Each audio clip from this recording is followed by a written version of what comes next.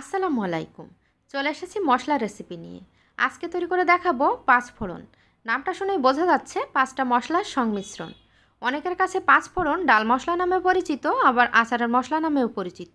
কারণ পাঁচ ফোড়ন ডাল রান্নায়ও ব্যবহার করা হয়, আবার আচার তৈরিতেও ব্যবহার করা হয়। তবে শুধু ডাল বা আচারে না, যে কোনো সবজি রান্নায় পাঁচ ফোড়ন ব্যবহার করলে স্বাদ অনেকাংশে বৃদ্ধি পায়। চলুন পাঁচ ফোড়ন তৈরির প্রসেসটি দেখে নেওয়া যাক। এটা হলো রাঁধুনি।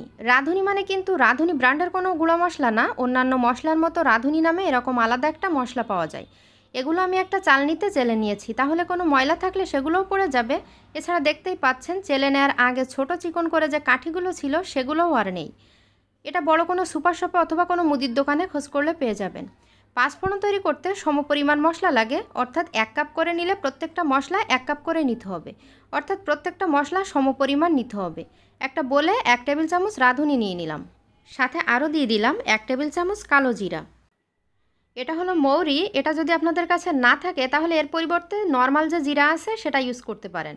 মৌরি দিয়ে দিলাম 1 টেবিল চামচ পরিমাণ। এটা হলো মেথি, এটাও 1 টেবিল চামচ পরিমাণ দিতে হবে। এখানে একটা কথা হচ্ছে, মৌরি খেতে মিষ্টি আর মেথি খেতে তেতো টাইপের হয়ে থাকে, তাই সমপরিমাণ দিলে টেস্ট অ্যাডজাস্ট হয়ে যাবে। কিন্তু যদি কেউ নর্মাল জিরা ইউজ করেন সেক্ষেত্রে মেথি পরিমাণে সামান্য কম দিতে হবে। এখন দিয়ে দেব সরিষা। দোকান থেকে পাঁচফোড়ন কিনলে কিন্তু 2 ধরনের সরিষা থাকে, একটা সাদা বা হলুদ সরিষা আর একটা লাল বা কালো সরিষা। তাই আমি এখানে 2 ধরনের সরিষা হাফ টেবিল চামচ করে টোটাল 1 টেবিল চামচ দিয়ে দিলাম। তবে আপনারা চাইলে যে কোনো এক ধরনের সরিষায় 1 টেবিল চামচ দিতে পারেন। এখন এই মশলাগুলো মিক্স করে নিলেই তৈরি হয়ে যাবে পাঁচফোড়ন। এভাবে আমরা খুব সহজেই বাসায় পাঁচফোড়ন তৈরি করতে পারি। এখন আমি আপনাদেরকে আরও কিছু পাঁচফোড়ন দেখিয়ে দিচ্ছি, যেগুলো আমি বাজার থেকে কিনেছি। আমি যে মশলাগুলো ব্যবহার করেছি তা সবগুলোই এখানে আছে, শুধু একটা মশলা বেশি আছে, সেটি হচ্ছে ধনিয়া বা আস্ত ধনিয়া।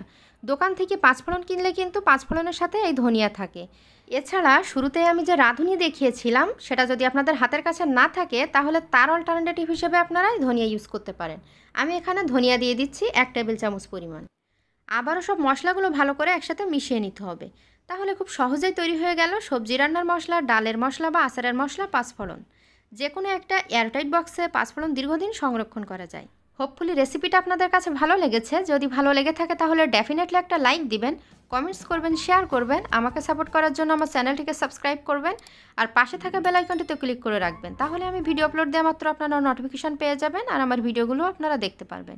ভিডিওটি দেখার জন্য thank you very very much. কথা হবে নেক্সট কোনো ভিডিওতে। টিল দেন, আল্লাহ হাফেজ।